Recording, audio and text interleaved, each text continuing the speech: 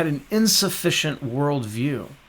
And I was ignorant of how to properly locate myself inside of the grand story of the Creator and answer some of the most fundamental questions of how to think about reality.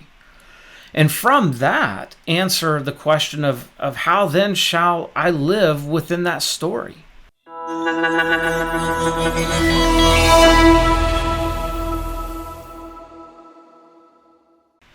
It's a miracle you're alive. Surgery must be scheduled immediately. He's gone. She's gone. Those statements, all within a few short months, were statements that shook my worldview to its core. It caused a re-examination of what I believed about the world and why I believed it. I questioned my deepest longings in my life up to that point, and did they really matter? Everything that I was chasing after, all that I was striving for in life, everything that I believed to be important, everything that through the toil of work and the disappointments and failure, the heartbreaks of loss, even the shame of my own moral failures, was it really worth it? Was it ultimately worth it? This thing, life, is it worth it? And is it even really worth living? More so, is there any meaning in this life? Is there meaning to life? All of these questions were swimming in my head.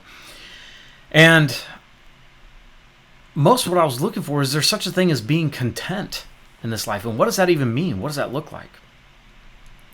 I remember hearing those words spoke to my wife, Amy. It's a miracle that you're alive and surgery must be scheduled immediately. Those words came from one of the top neurosurgeons in the world that specialized in a rare brain condition called Chiari malformation. My wife, as he put it, was one of the most impressive cases that he had seen in his career.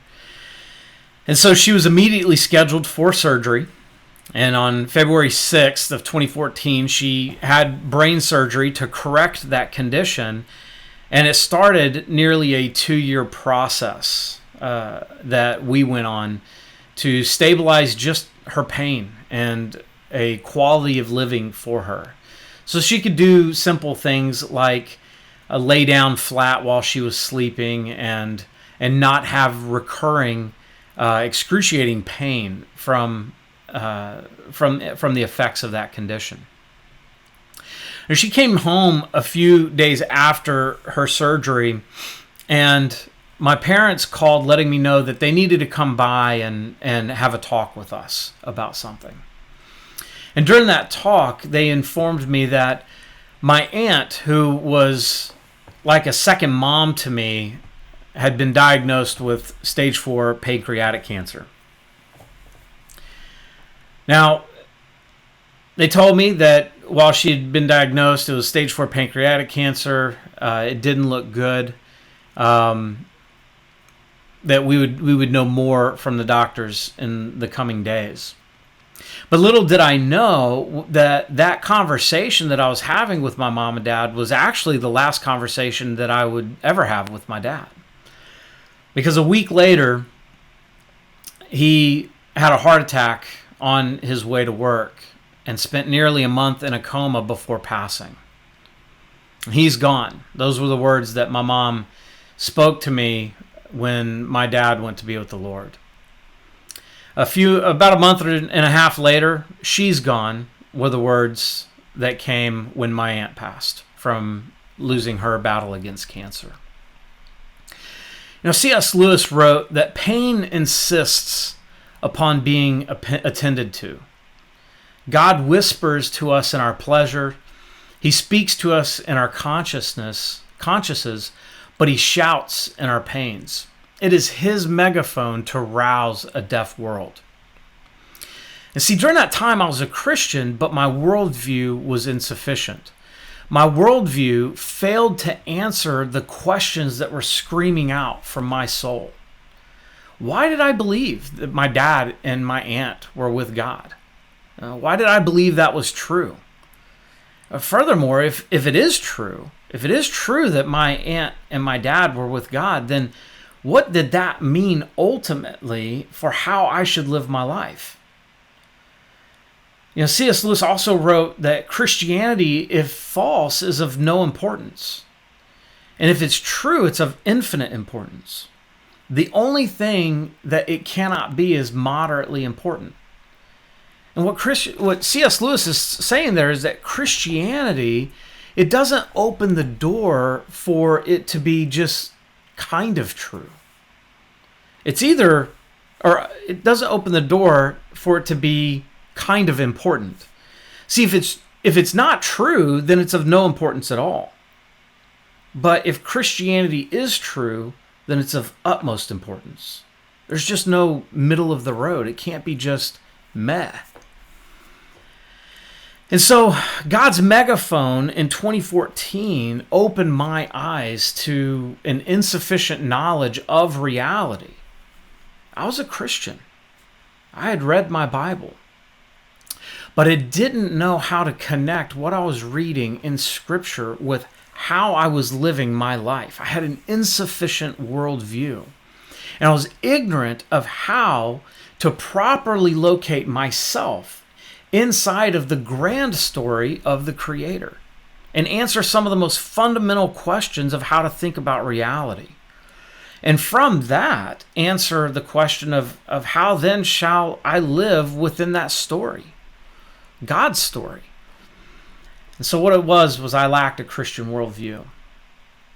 And so as part of my ministry, where my passion is to help Christians locate themselves in God's story, help them develop that Christian worldview. Elysian Ends, which is part of what I've been doing on my blog at elysianends.com, and what I'm now doing here on this YouTube channel, is to create videos on worldview formation, apologetics, theology, philosophy, and culture, and to help Christians that are looking into these topics, who are wondering where they are in this time and place that we find ourselves, how to build that worldview and how to think properly, how to connect what we read in the Bible, what was written over 2,000 years ago, with where we find ourselves here today in the 21st century.